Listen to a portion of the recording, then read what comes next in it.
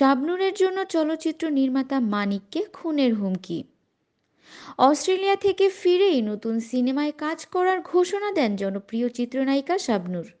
এরই মধ্যে ঢাকায় সিনেমার জনপ্রিয় এই অভিনেত্রী অংশ নিয়েছেন মাতাল হাওয়ার রিহার্সেলে। চয়নিকা চৌধুরীর পরিচালনায় এতে তার বিপরীতে দেখা যাবে ছোট পর্দার জনপ্রিয় অভিনেতা মাহফুজ আহমেদকে।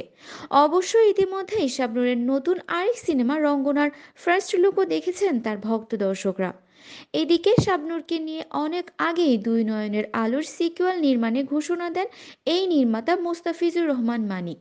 শুধু তাই নয়, শাবনূরের বায়োপিকও বানাতে চান তিনি।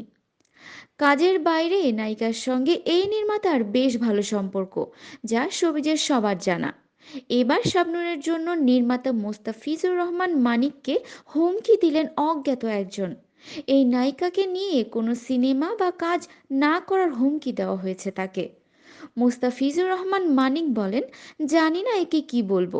আমাকে হুমকি দেওয়া হয়েছে, বলা হয়েছে আমি যেন শাবনূর আপাকে নিয়ে কোনো কাজ না করি।